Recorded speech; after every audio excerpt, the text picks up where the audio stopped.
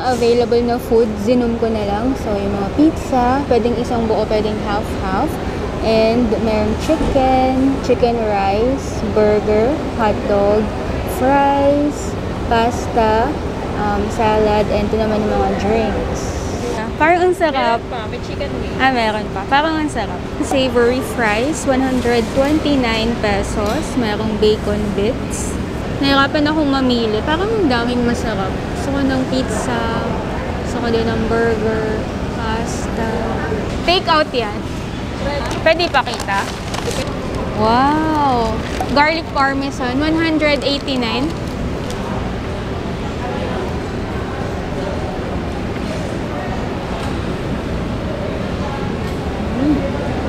Chicken, garlic parmesan. Natin kung malutong. Ano yung gusto mong part? Ito or ito? Ay, ito talaga. Ako din. Ay, sorry. Kinuha ko na. Hati na tayo.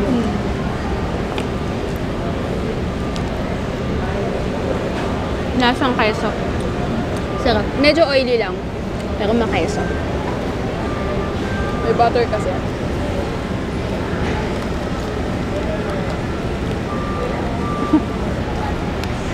Bili ako naman. Sabi. Hawa ko eh. Sabi ko sa'yo. Dito naman yung bilihan ng drinks. Milk tea. Ito yung option, brown sugar, winter melon, and dark choco. 99 pesos. Kung hindi ka mag-grocery, mag-food trip ka lang dito, ang dami din talagang option. Meron din pork floss, cinnamon roll, almond, yung parang sa Jayco. Bread na may floss, cinnamon roll. Maliit nga lang, pero mukhang masarap. Ito yung almond cream. Parang ang sarap. Dark chocolate glazed cronut, blueberry, raspberry, tapos merong sa likod ham ba yun? A sandwich, roast beef, chicken cranberry, cream puff. Ang dami. Brown sugar. Lang po. Pero mamaya order pa ako. Brown sugar. Mura lang. 99. Malalambot na. Dahil na nakababad siya dun sa sauce, malambot. Siguro next time, pwedeng i-request na yung cheese lang, tapos bacon. Yung regular fries, masarap. Malutong. Kakakwento. Kwento kasi ako nung kwento. Nagkwento si Richelle. Grabe yung... Nakikinig ako. Grabe yung kinanakit ko sa buhay. Tapos, wala na palang price. Bakit ganun ang buhay ko? Sa isip-isip ko lang eh. Nagkwento ka lang. Naubos na pa. Kain pa tayong chicken. Chicken. Sabi. Ano sila? Iwan lang po. Iiwan lang sa table? Iiwan lang. May ibon.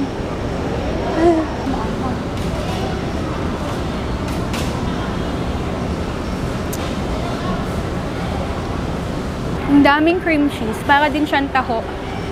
Sa dami. Pansin ko dito sa SNR, parang hindi tinitipid. No, yung sauce, madami talaga. Tapos yung cream cheese, dami. Isang mura. Pero minsan pag nag-crave ka, dito ka na lang pumunta. True. Clean as you go. Very good.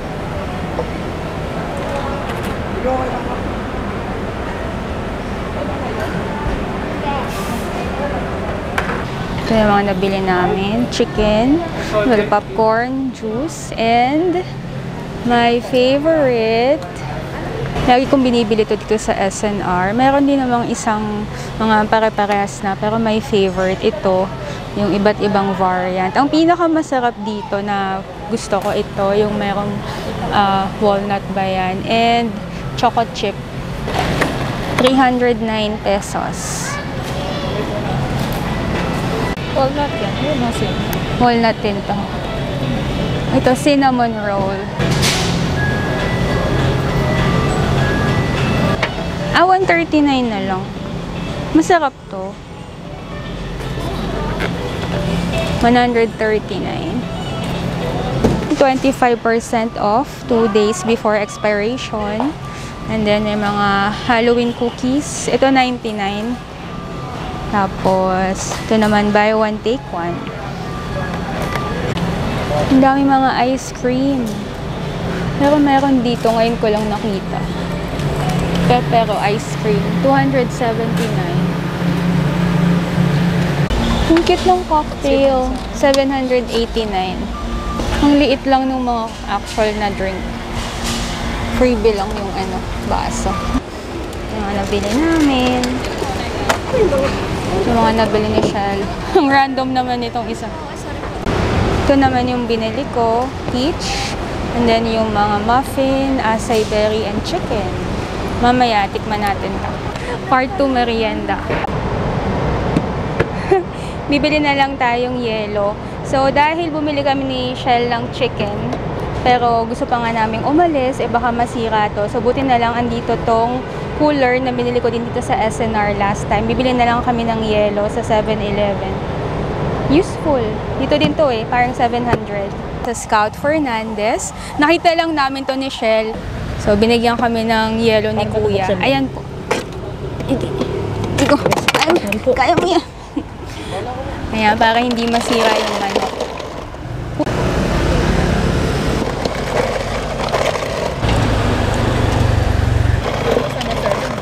O, diba?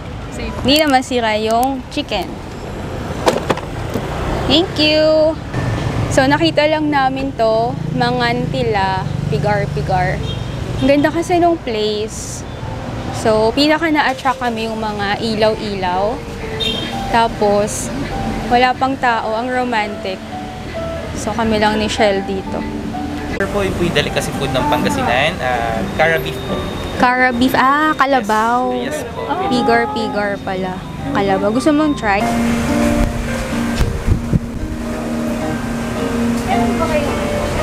Aesthetic. Tingin? Nagusto mo pala. Ganda ng mga ilaw-ilaw. Ganda. In-adjust ko yung ilaw. Kaya hindi masyado yellowish. Ganda. Pati yung picture nila, Aesthetic. Nahawa ko. Kasi hindi pa na nakainom ng tubig. Kanina. Actually, mali ang angle ko. Kasi dito yung pimples ko sa kaliwa. Sa kanan, medyo okay na.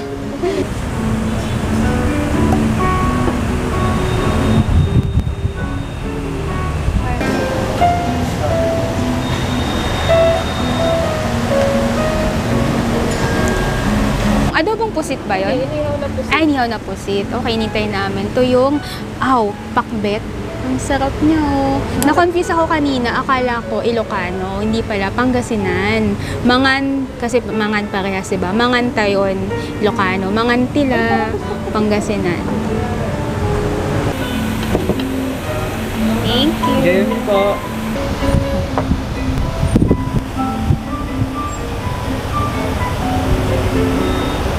Flatly is life.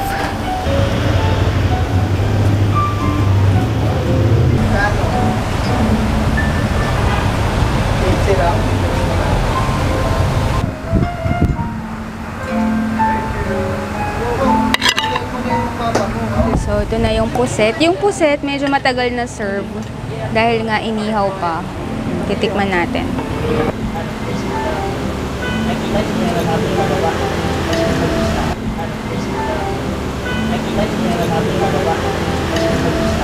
Okay.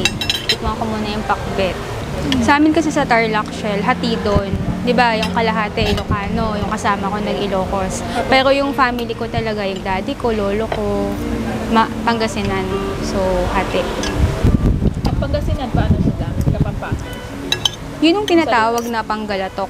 Pero ang tama talaga, Pangasinan. Hindi masyadong Panggalatok.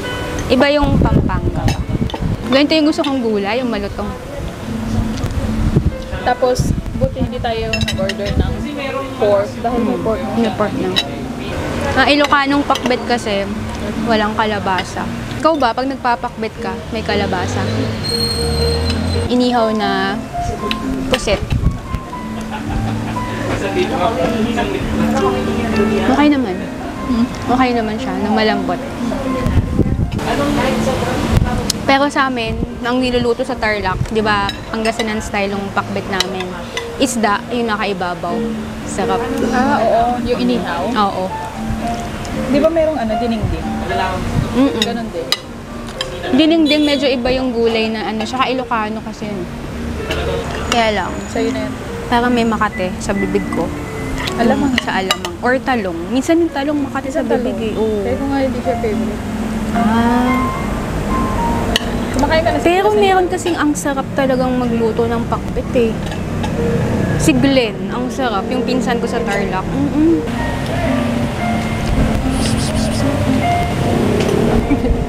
Bait nung pusa niya.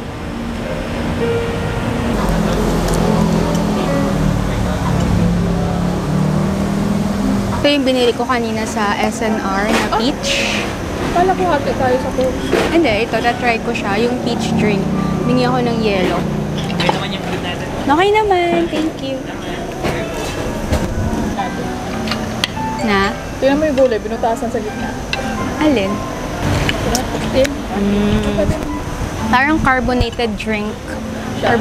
Hindi, tapos hindi sobrang tamis. Masarap. Lasang peach talaga. Naupo na yung pusa dito sa tabi ko. Gaabang ng pagkain. Kaya take out na lang namin yung pakbet. Hindi namin naubos. Thank you. Busog na naman kami. Actually, konti lang to. Pag magkasama talaga kami ni Richelle, Puro sobrang dami. Ngayon, dalawa lang. Minsan, pag lumalabas kami, 3 yung kinakainan namin. Ang bait sa akin ni Mingming. Ang bait niya. Wala na, Ming eh. Thank you.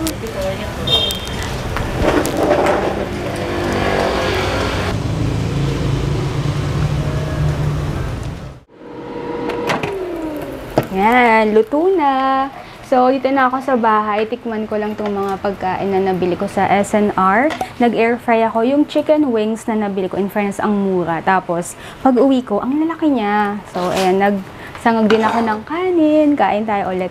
Hindi na ako nag-makeup kasi nasa bahay lang naman ako. Tsaka medyo pinapagaling ko na yung pimples ko. So, 3 yung inumin na itatry ko. Alam ko matamis to. Hindi naman ako laging nagmamatamis. Pero itatry natin. Acai berry. Alam mo, na-expect kong lasa nito. Yung mapait na maasim, ganun. Pero nagulat ako pagtikim ko sa kanya.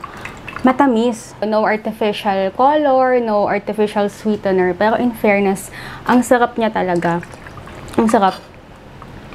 Malaki yung manok kumpara sa mga nakakagisnan ko sa SM hypermarket. Diba parang ang liit na nung mga manok niya. Ito oh. So air fry lang to. Walang mantika. Nagmantika na lang siya ng kusa. Pero, so kahit niluto na, hindi lumiit.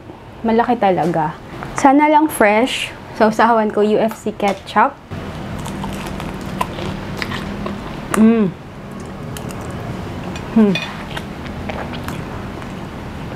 In fairness, lasang sariwa. So, totoo lang, sariwa siya. Ang nilagay ko dito, salt and pepper lang. Alam mo kasi yung lasa ng manok na fresh, yung parang manamis-namis yung karne niya, hindi malansa. Tapos kahit na simple lang yung, yung pinang-season mo, salt and pepper, masarap talaga. Tapos crunchy.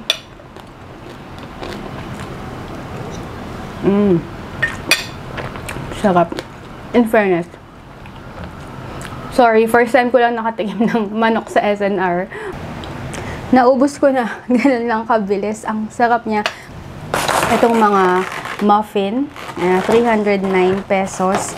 Ang laki. Ito hinuhuli ko kapag kumakain ako nito. Inuuna ko yung di masarap. Tapos hinuhuli ko yung masarap. Kasi delayed gratification.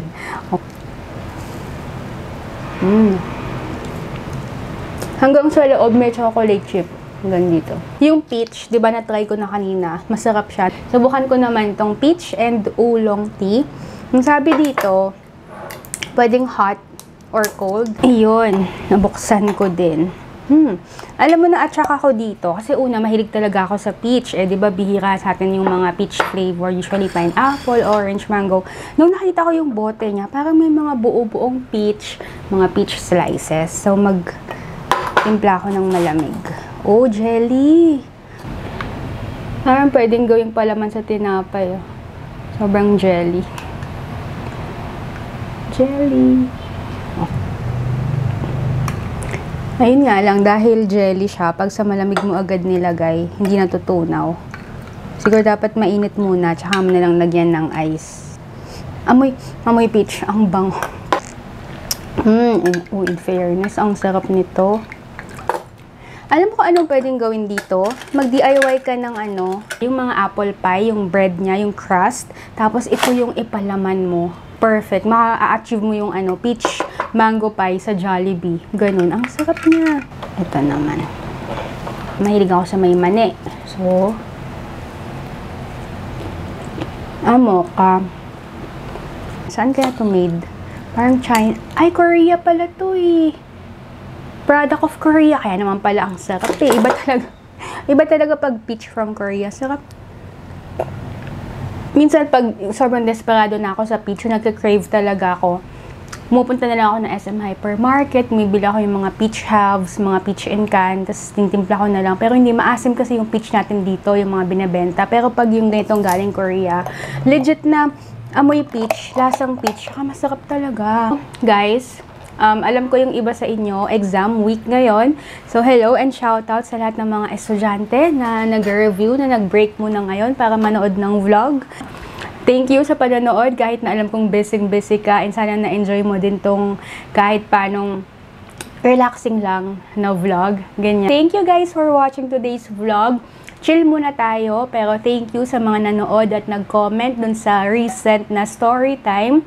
Kung meron kang request na topic na gusto mong gawan ko din ng kwento, sa comment mo lang yan. Iniisip ko about relationship, about money, about love life, adulting, mga ganyan. And about school, about bullying in school. Alam ko yung iba sa inyo, hindi lang kayo nagkakwento, pero nakakaranas din kayo ng ganyan. So, abangan yan, guys. So, thank you for supporting me and thank you for watching kahit na wala akong makeup, nasa bahay. Kung first time mo ako napanood, subscribe to this channel. Follow me on Instagram, Facebook, Real Asian Beauty, and on TikTok at Christine Roses. Have a safe rainy day, guys. See you next time. Bye!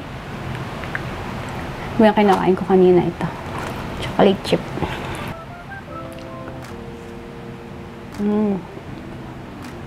Grabe. Tignan nyo naman. Punong-puno sa loob.